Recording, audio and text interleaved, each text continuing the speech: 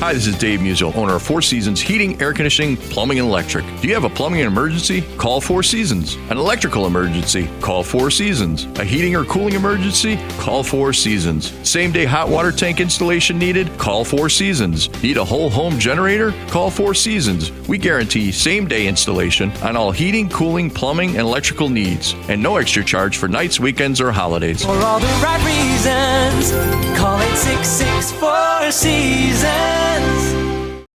What's better than watching your team win? Winning money while you do it. I'm Jim Costa, and on Cash the Ticket, Mike Valeni and I give you the edge to make every game playable. College football, NFL, we're breaking it all down game by game. Your podcast feed is going to be filled, and you're going to love it. You can click on the games you care about. We do it all. With our analysis, we're finding games that other people aren't talking about. We're turning every Saturday and every Sunday into days where you got a chance to win. Don't just sit on the sidelines. Cash the Ticket with us. Follow Cash the Ticket in the free Odyssey app or wherever you get your podcasts.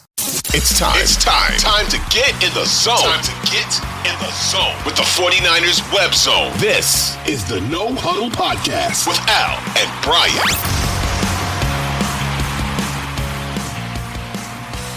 What's up, faithful? You're listening to another episode of the 49ers Web Zone No Huddle Podcast, a part of the Odyssey Network.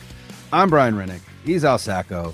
We just sat through that dog shit of a game on Thursday night. The 49ers season is officially over. They lose to the Rams 12-6. The offense that put up 38 points last week against the number 5 passing defense in the NFL and the Chicago Bears decided to lay an absolute turd on Thursday night, largely because their coach thought that it would be a good idea to force feed the least effective player on their offense. And their season ended because of it. Al, hey, what do you say? Is what it is. What do you say? And this is the post-mortem, and this is something Brian and I are recording this show, I don't know, 5 minutes after the game ended, so it's fresh. Yeah. We typically will do the game, then the show the next day after the game. We've had some time to digest. We've looked at some numbers, things like that. This is just fresh, and this is just right now. For me, it's a lot of anger. It's a lot of what could have been. It's a lot of what the hell are we doing in a game, like you said, where they had to win. This was the playoffs. Mm-hmm. This is the playoffs. And I know there was bad weather in the first half. I understand that. There wasn't in the second half. You scored 6 points.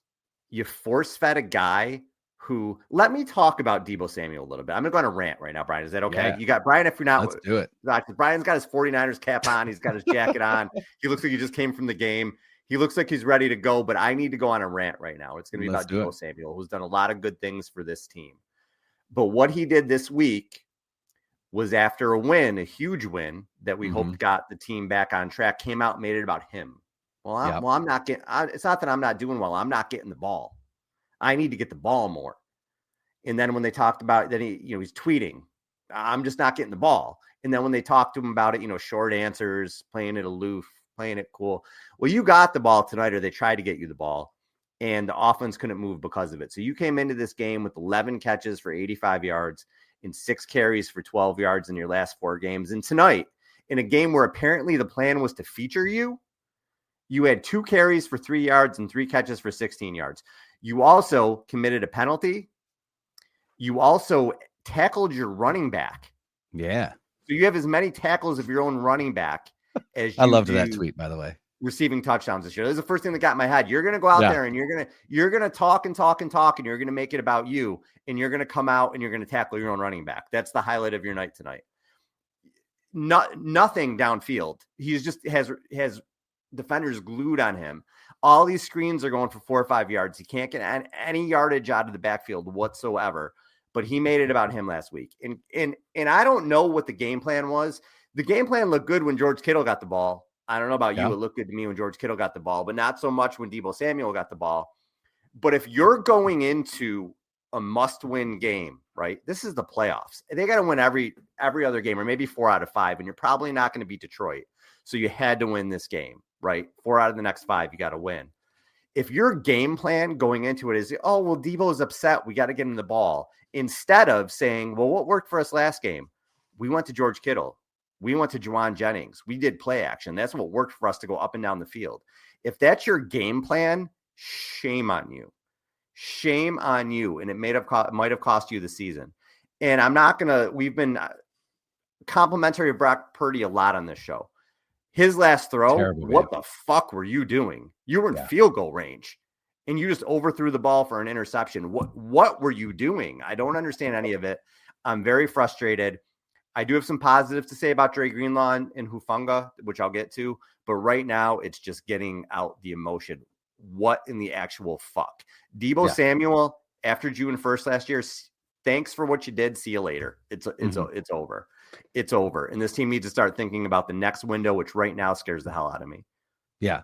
Well, and I mean, the frustrating part about everything that happened this week in regards to Deebo Samuel was, like you said, it came after a win, a resounding win, a win in which your offense looked the best it's looked all season.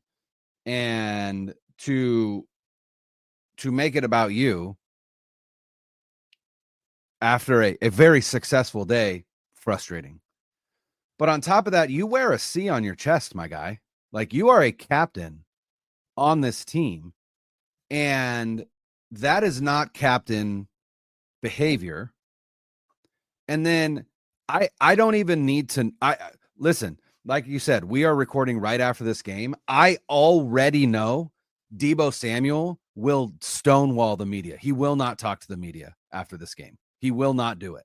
And again, as the captain, after you went out and made everything about you this week, I can guarantee. Now, if I'm wrong, the next time we record, I will say, hey, you know what? I was wrong. But I strongly suspect that Deebo Samuel will stonewall the media after the game, because they're going to have a lot of tough questions for him, and he's not going to have any answers. And he does not like to take accountability, do anything like that. Like you said, he acts aloof with the media, all of that. But you're a captain on this team. Like, you are, for all intents and purposes, one of the spokespeople of the team. And like I said, it just wasn't captain behavior. But it's over. It's over in San Francisco for Deebo Samuel. There's nowhere. Window's closed. Yeah, there's no moving forward. What do you have to offer this team? You can't catch the ball, and now you can't rush the ball. So I mean, you're a great kick returner, but I'm not interested in spending $28 million on a kick returner. Doesn't seem like a good bang for my buck, if you will. Another thing that I noticed with this offense is Aaron Banks was inserted again, and the running game went nowhere. Non-existent. Couldn't run to the left side to save their life. Kept trying, but couldn't do it. Aaron Banks, not on my team anymore. I'm done with Aaron Banks.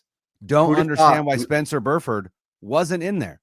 Spencer Burford took over for Barch when he injured himself last week, and the offense still ran the ball successfully and threw the ball all over the yard. Who'd have thought we'd say we were missing Ben Barch? Right. Yeah, right? Like, damn, right. What was the most devastating injury? The high ankle sprain to Ben Barch. Yeah, I mean, here's the thing. The defense looked phenomenal. The defense, which we've been complaining about all year. Second week in a row. Now that they had Hufanga back, and now that they had Greenlaw back, and they had Bosa, who wasn't really affecting the quarterback, but at the very least was maintaining the edge and doing well in the run game, the defense played their ass off. They allowed 12 to a team that put up 44 last week against the Bills, who don't have a world-beating defense, but still kicked the shit out of you 49ers 2 weeks ago. Granted, snow, I get it, whatever. But this defense played their ass off and kept them in the game. And Kyle Shanahan and his offense literally couldn't do anything against a defense that isn't good. This is not a good Rams defense. This is a very bad Rams defense. And this offense mustered 6 points, 6 of them. They kicked 2 field goals against a Rams defense that I believe coming into the game was averaging, giving up 23 points a game. I'll have to look that up. But yeah, it was just a pathetic performance in a must-win game. It's just a team that is not serious this year. It's just an unserious team. So I forgot to mention with Deebo, I was talking about everything else they did, the penalty and the tackle and everything else. He dropped what probably would have been a touchdown pass too. Yep. Right in his numbers, he'd probably still be running. I'm remiss for not mentioning that earlier. So again, if you are going to go out and make those comments and make it about you, you better show up. And even Mark Schlereth, friend of the show, tweeted, "Stop bitching and catch the football," after he dropped that. Deebo, he's done a lot of good things for this franchise. When you break it down and when you look at how he's acted, it's a selfish act. It's been a selfish act lately. It was a selfish act with his contract. Ayuk did the same thing with the selfish act. You know what? It's time to go. It's run its course. It is time to go. Finish out this season. If you got to cut him post June 1st, that's what you do. They'll cut him. They'll cut Hargrave. And they're going to give a contract what it looks like to Purdy, who I thought for a while tonight was doing well. Again, he wasn't getting helped by his receivers, I didn't think at all, because this wide receiver group has zero separation. I mean, no speed whatsoever. None. Ever. And Jacob Cowing can't seem to see the field. But he can't get the field. And I'm not going to let Brock Purdy off, because Purdy, a couple plays that are sticking out to me. One is the post to Pearsall, where if he threw the ball on time and ahead of him, that might have been a touchdown too. And he was late. And the ball hung up there and it was an incomplete pass. In the interception, I mean, that was a Jimmy Garoppolo. What the hell are you doing? You're going to tie the game. Just throw the ball away or whatever you have to do. I don't know what the hell was going on there. And I feel like he's been better about that lately with forcing those balls. And maybe I don't know, it's revisionist history with me, but I feel like he's been better. But he threw that and I'm like, bro, I can't come on my show and defend you. I can't. I've been a supporter of you all year, but you do that in a clutch moment. What are you doing? Yeah. What are you thinking? What are you trying to make happen there? Tie the game if you have to. Don't do something stupid. So I was just, again, with Purdy at the end, I'm like, bro, what's going on? Other than that, I thought he did some good things. There were some drops. But the lack of, when you're the 49ers, Brian, and you're running out there, this is the team that you're running out there, okay? The skill position players. Isaac Guerendo, who has shown some explosion, but he is your fourth-string running back. And a rookie. Juwan Jennings, who had 9 targets and 2 catches today. Again, good player, very good player. I did say last show, maybe I have to apologize, the offense can't flow through him. But he's not a burner, right? Like, he's not a guy who runs a 4.5 or he runs like a 4.8. He gets contested catches. You need other guys around him. So you have Guerendo, you have Jennings, you have Ricky Pearsall, who's a rookie and hasn't done much. Deebo Samuel, who's done. But then you have the Hall of Famer, who had 4 catches for 61 yards, who had a huge catch to start the game, a 30-plus yard catch. And then he's like an afterthought. You go to him once in a while. They need to, and I can't see the targets right now in anything I'm looking at because the game's not over. They may not be up yet, but he couldn't have had more than 6 targets tonight, 5 or 6. And he had 4 catches. I think 7 targets. He had 7. 7, yeah. I was just saying, I think he had 7 targets for him. Okay. But you need to feature the hell out of him. This is like a 10, 15 target night for George Kittle. Throw George Kittle the ball. The screens you were given to Deebo Samuel, give them to George Kittle. He is your best player. He has carried you at times. But you want to do all this other stuff. You want to find all these other ways to try to move the ball. But George Kittle's right there. What are you doing? What is the game plan? Is Deebo that important to you? Deebo, who's not going to be on the team next year, comes to you and says, I need the ball, Kyle. All right, we're going to force feed you the ball, Deebo. Just, all right, man. Well, I'm glad you want the ball. We're trying to win the game. This is the playoffs for us. And they did not do that. It is so fucking frustrating for me. And I don't want to put it all on Deebo because the offense as a whole had a lot of issues. Like you said, the offensive line could not block, could not run block. We missed Ben Barch. Aaron Banks is terrible. Let him go too. I never thought I would say that. We missed Ben Barch. What ended the 49ers season? I don't know. Ben Barch didn't play in week 15. Are you kidding me? Is that where you're at? That might be where we're at. But it's just, dude, I'm watching this game, and for a while I felt like, all right, we got this.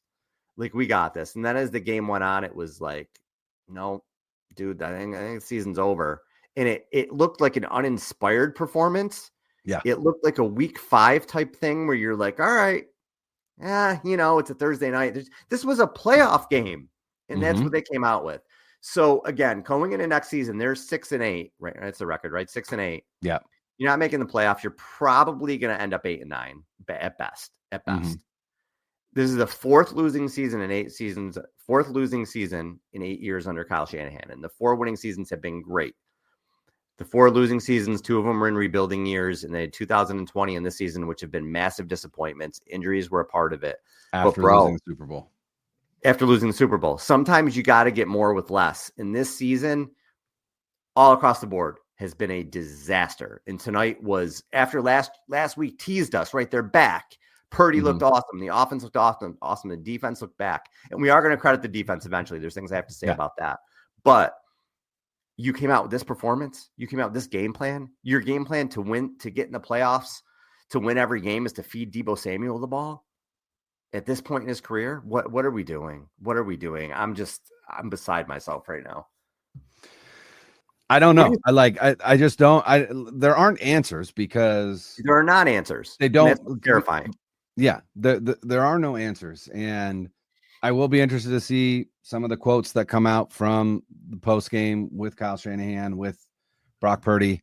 Obviously, Brock Purdy is going to fall on his sword. You know, he will blame himself, and he does have blame in this game. But it just felt like a losing game plan from the jump. I tweeted out 2 days ago. I said, because I think it was Matt Barrows, and I think I said it on here. I said they called last weekend's game George Kittle's squeaky wheel game, and I'm terrified that because Deebo did what he did, Kyle Shanahan's going to make this the Deebo Samuel squeaky wheel game.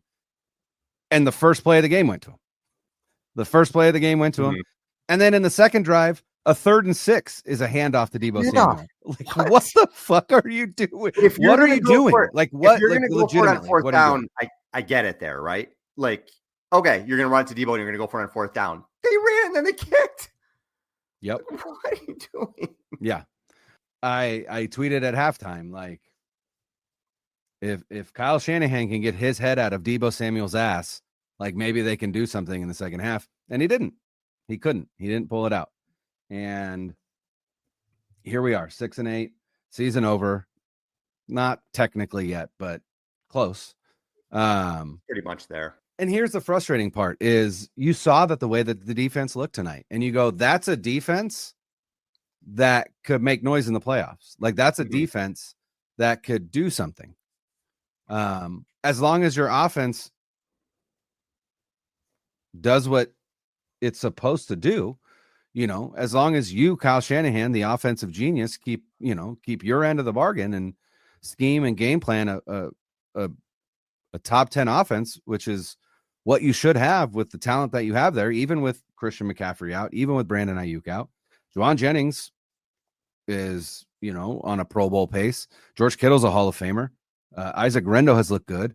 I don't know, but yeah, it certainly seemed like Kyle Shanahan was trying to make a point, and it was either like Deebo's my buddy and I need to hook him up, or this was, the game that they can point to and be like, this is, you wanted the ball, we gave you the ball, and you did dick all with the ball. Like, sorry, bud. See ya.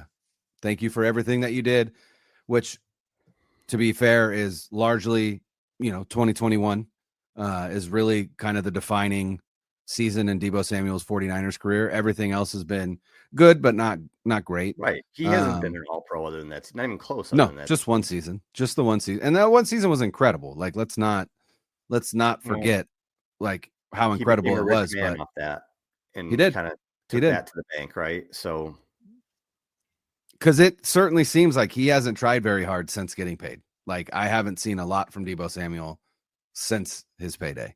Oh, came in out of shape. Being perfectly honest. Yeah, last year had a good season, 12 touchdowns. It was a good season, like 1,200 just about total yards. But that's not. You're paying a guy that kind of money. You expect huge production. They didn't get that. They had a good season last year. The touchdown total was very good. Other than that, everything else was good. But other than that, you're right. 2022 and 24 have been atrocious for what you're paying. It's time to move on. And I'm looking at a picture of this Purdy interception. He had a check down wide open. Mm-hmm. I don't know. I don't know what he was thinking. I do not know. And I've been a huge Purdy defender. I don't understand what the hell he was thinking there.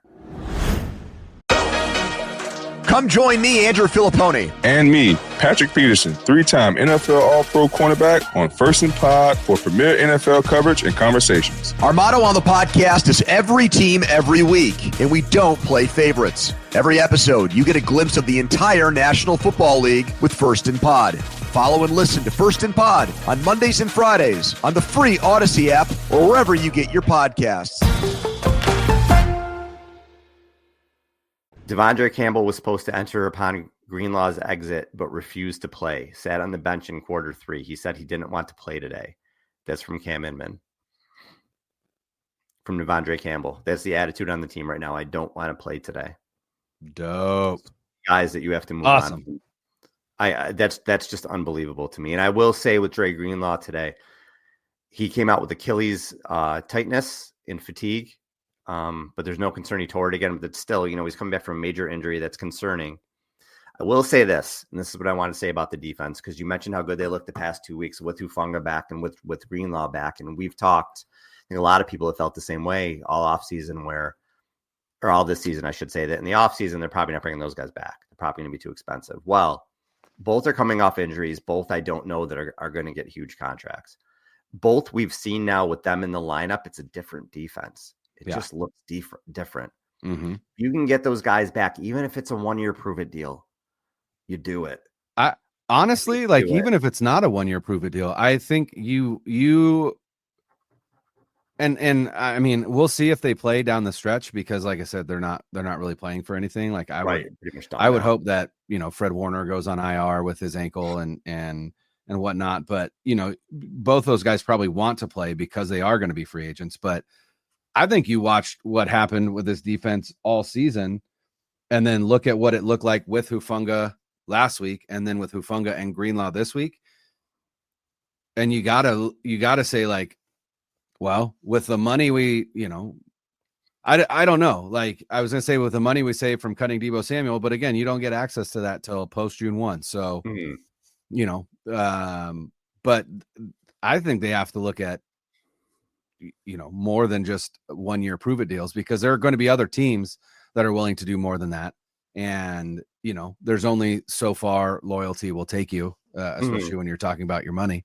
So, but I don't see how they let those guys go. Cause Jair Brown is not it. And so, but you pair Hufanga and Malik Mustafa, and I feel like that's a pretty solid, pretty formidable safety duo. And then again, you pair Greenlaw with Warner, and you give up 12 points. Obviously weather played a part. It was a Thursday night game. It's a Thursday night divisional game. I could be wrong here. I feel like every Thursday night divisional game is such a slog to watch. It's terrible football. It's not fun.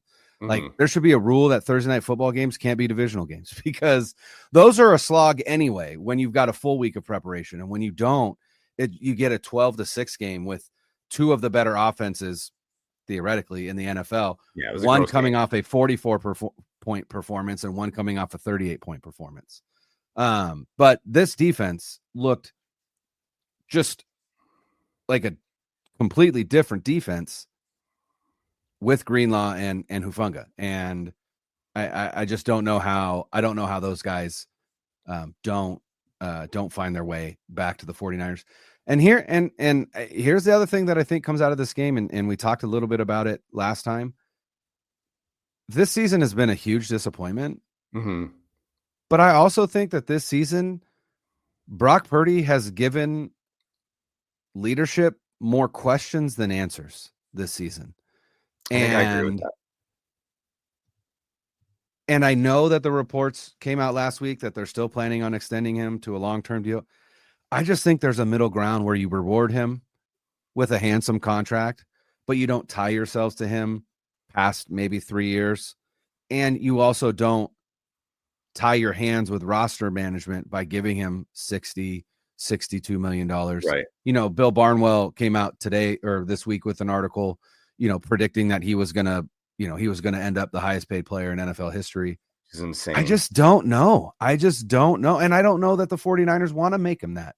And you have to look at these games. You have to look at this game. You have to look at the Buffalo game. You have to look at the Minnesota game and go, there's some questions here. Like, he's good, and sometimes he's great.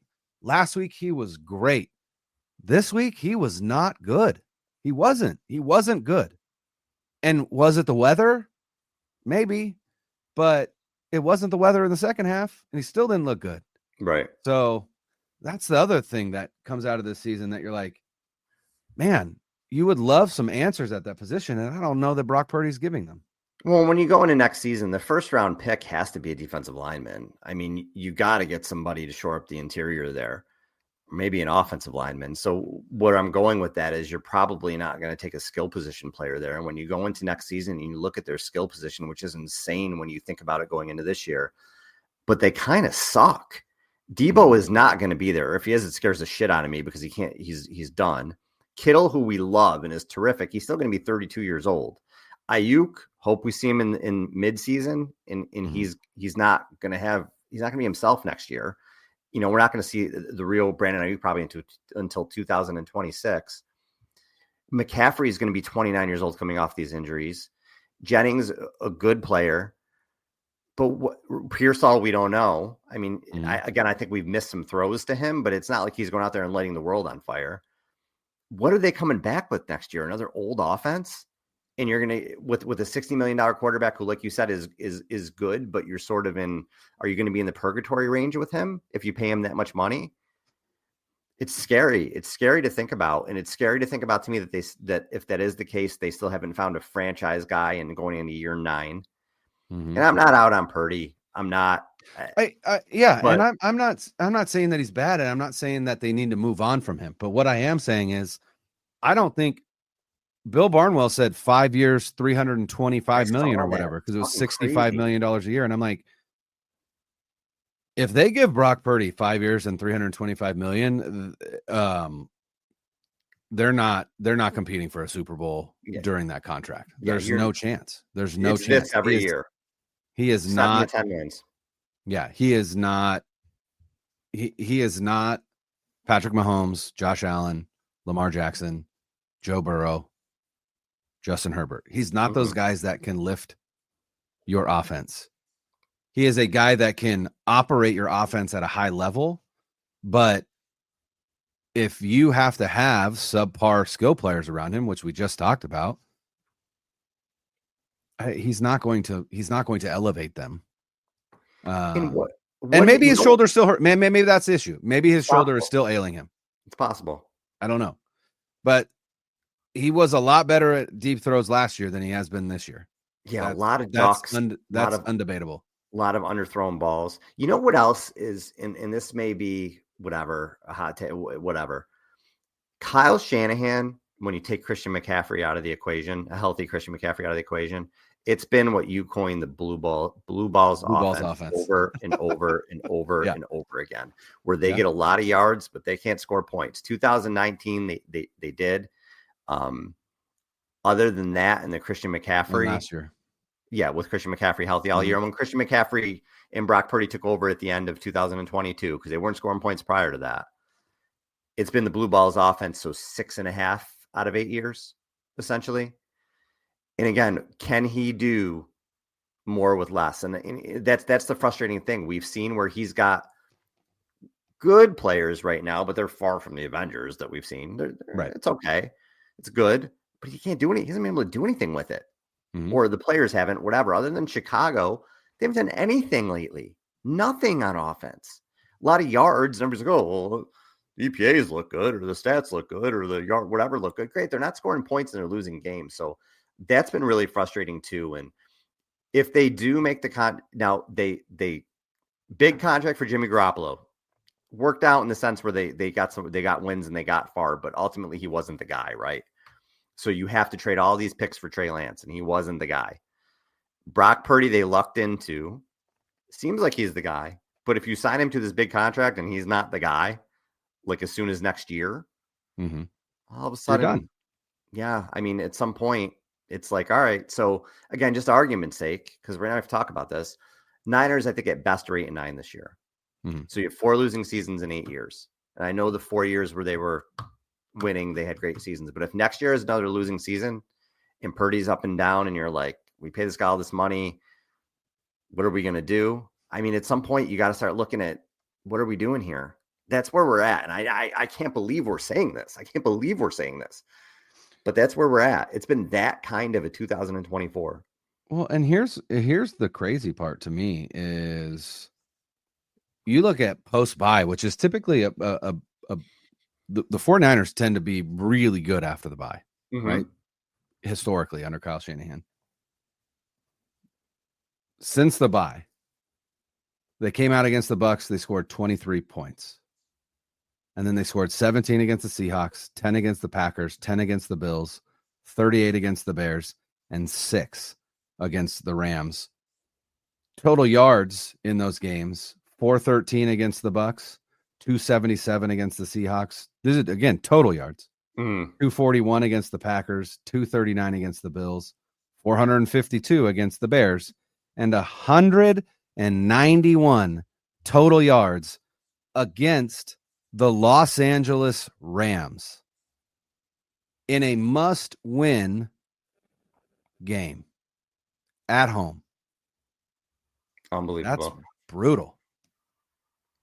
That's brutal. And I'm reading the stuff about Devondre Campbell. So Mooney Ward said he shouldn't have dressed if he was going to refuse to play. Called it some selfish shit. May have been some selfish shit. Probably going to get cut soon. Kyle said that somebody that doesn't want to play football, it's pretty simple. I think our team and myself, we know how we feel about that. So I don't think we need to talk about that anymore. Pretty bad. They asked him if they think they'll release him. He said, I don't know. We'll figure something out. But just to have that on your football team, this is the guy you brought in to play for Dre Greenlaw, who's been pretty bad this year. Yeah. And he doesn't play today. And he says, because Dre Greenlaw's back, somebody who's a million times better than you. I don't want to play today. I mean, that's just, Deebo's out there selfish being a captain. There's a lot of people on this team that need to go. Maybe are a little bit too big for themselves right now, have a inflated opinion of themselves. They need to go. You need to get some hungry guys back in here, some fast guys. And you do have those leaders, those veteran leaders on the team, but we haven't seen it previously in these seasons with the Niners. It seems like it's been a pretty good locker room, but all of a sudden doesn't look that that's way. That's the thing. Did we or did we not in preseason in camp talk about how the vibes felt off? Like we talked about it before the season even started. We talked about it. And in fact, last week, I think before the Bears game or maybe after, I'm not sure. I can't remember if it was before or after, but Kyle Shanahan essentially admitted as much and said like things felt off since like in camp. And again, is it just sheer emotional exhaustion from, 3 deep playoff runs that ended in heartbreak? Maybe. But you have to know that as the head coach, and you got to figure out a way to overcome that. And it certainly seems like he was just like, well, the vibes seem off this year, so we'll see how things go. Like you're the leader of the team. And not only that, but you've got captains that should be just chewing ass on these guys that aren't doing what they need to be doing, right? Trent Williams, George Kittle, Deebo Samuel, Brock Purdy, right? Like, what are these guys doing to hold these other players accountable? Why was someone not in Devondre Campbell's face telling him to get his ass on the field or go back to the locker room? If that was happening, like what? It just seems like a team that was just disinterested in the 2024 NFL season. Like it was just too much for them. It's just, And is it a situation where, like you said, the guys are just beat, or which happens with coaches, happens over and over again. At some point, the message gets stale. At some point, it's just over. And I don't believe that we know the answer to that right now. We won't until next year. but it's on the table. It's on the table. If we go into next season and it looks like this season, the message has gotten stale. It's time to move on. If it's just a one-off and they rebound next year, we'll see. But right now, when we did this show in the offseason and we talked about, I said a lot, I don't think they're as good as people think they are. But it's a playoff team, right? I said that over and over and over again. I don't think they're a Super Bowl team, but I think they're a playoff team. If they don't make the playoffs, it's a disaster. Unless Purdy was out for the season or something. Right. Well, they have had injuries, but not to look like this. Because early in the season when they didn't have as many injuries, they still looked like this. Mm-hmm. It's a disaster. It's officially a disaster. And people can say like, oh, you guys are always negative. I just call it like I see it. This is a disaster. The season's been a disaster. The things that have happened have been disasters. We're at a point where dudes who you thought were 49ers through and through were like, all right, you aren't what we thought you were, clearly. When the chips get down, when we're front running, you're great. But when the chips get down, nope. So maybe it's time to rethink where we're going as an organization. And if that's the case, Brian, who do you build around? Bosa, Warner, but again, Warner's pushing 30. I love Fred Warner's a Hall of Fame player, but he is pushing 30. Yeah. Right? I mean, he's late 20s. I mean, eventually here's the he's thing: going to slow down. Yeah, here's the thing: is on the defensive side, I think there are 3 guys that you can build around because it's one at each level. Technically, I guess you could say. I mean, if you want to include Hufanga and Mustafa as like a safety tandem, tandem, right? And then you got Lenore, and you got Warner, and then you got Bosa. Right, it's a hell of a start. Yeah, sure. But on the offensive side of the ball, what are we doing? I mean, the answer has to be Ayuk, but again, is Ayuk even going to be Ayuk anymore? That's a devastating knee injury that he suffered. Yeah. Like I said, I mean, we don't expect him back till, I mean, look at OBJ, right? OBJ was never the same after his knee injury. Never the same. Nowhere near what we remember him being. That's scary to think about. And then as far as young players on the offense, the only real young players that we've seen that have either seen the field or made some level of contribution are Isaac Garendo, Dominic Pooney, and Ricky Pearsall, just because he's on the field, but he's not making necessarily an impact, but we've seen him on the field. Physically there. Right. And then Brock Purdy, right? Brock Purdy being, I think he's about to turn 25. But by the way, Ricky Pearsall's 24. So, he's not a young, rookie by any 20-year-old dude. So, but you can rely on George Kittle and maybe Christian McCaffrey for another year or two, but you're at the point where you can't build around those guys anymore. Yeah. They're there and great. They can help you a lot for maybe the next year or two, but you're not building around those guys. No. George Kittle is not going to be George Kittle at 37 years old. No. McCaffrey's got, if he's even has next year based on his injuries. By the way, real quick, shout out to George Kittle, who was only the third fastest tight end to 7,000 yards. That happened tonight in tonight's game, behind only Travis Kelce and Rob Gronkowski. So pretty good. Awesome. Pretty He's good. Been great. He's been great. Yeah. He's been great. So it's just, I don't know, man. It's, I cannot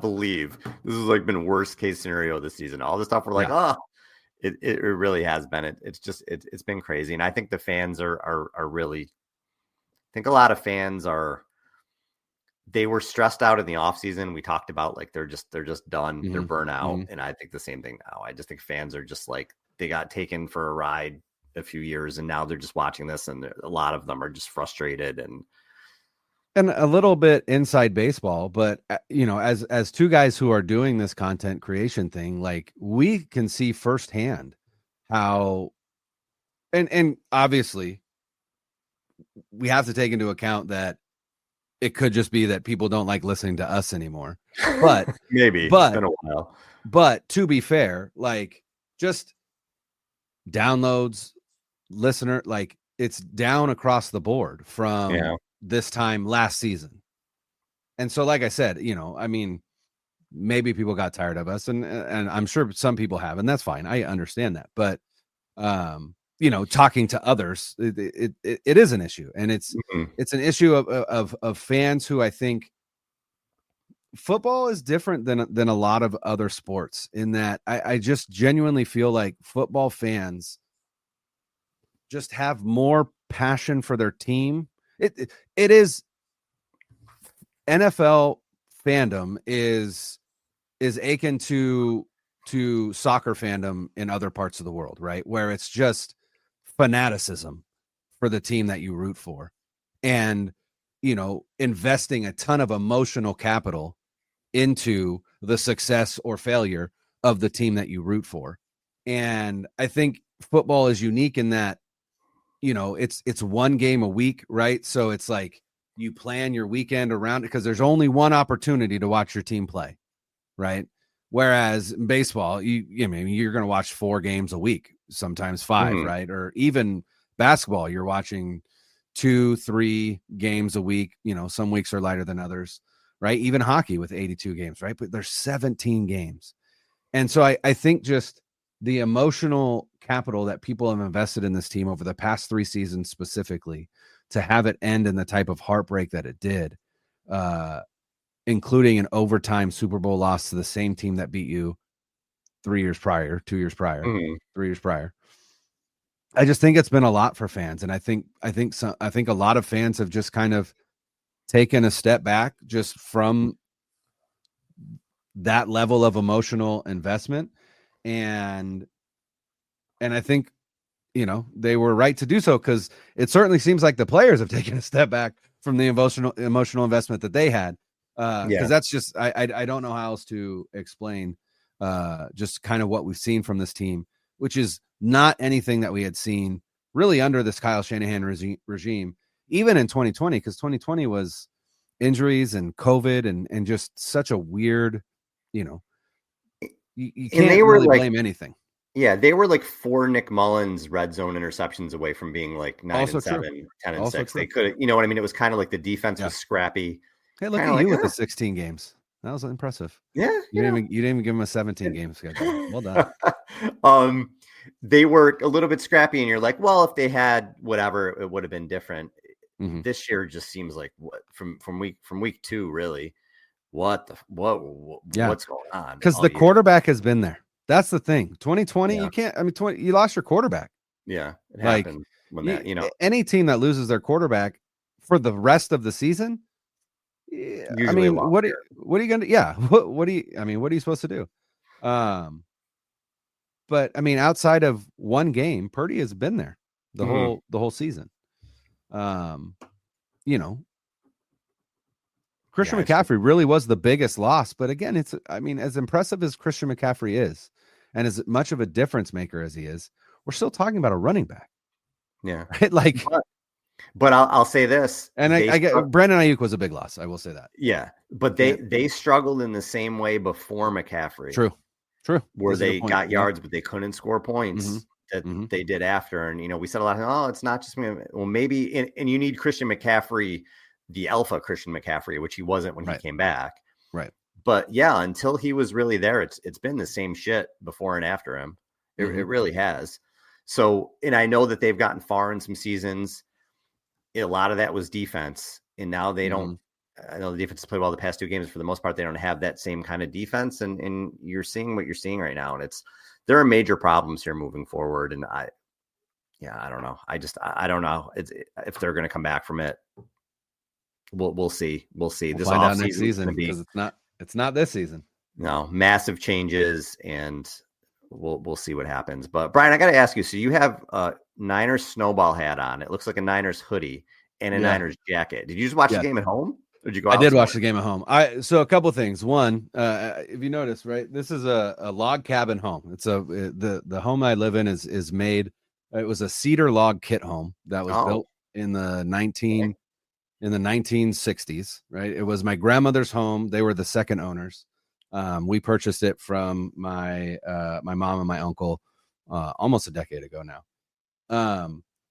The cedar logs are phenomenal insulators, But once it gets cold, it's really, really difficult to warm this house up. And so I tend to wear like sweatshirts or even sometimes layer when I'm at home, just because it's pretty chilly in here. And so, but yeah, I did watch the game by myself in my living room, geared up like this. What's cold for you guys? Like 62 degrees? I mean, it's probably like, honestly, in here, I would say it's probably 59 or 60, even though we have cold. What is it outside? Outside. Well, it's raining. It's raining and cold here. You saw Santa Clara's raining. I'm 70 miles away, and it's raining here as well. But it is, I think right now it's 40. I think it's 47 outside.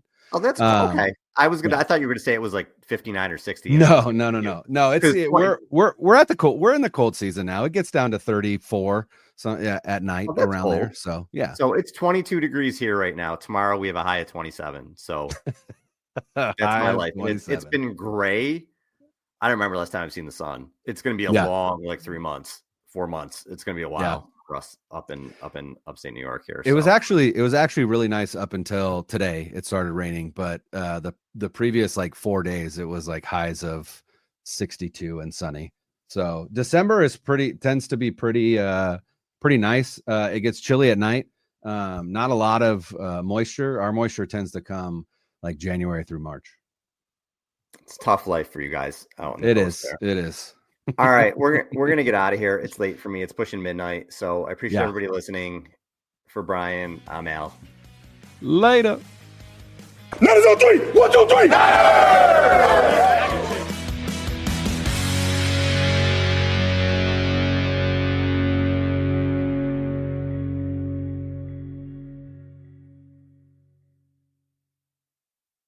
.2400 Sports is an Odyssey company.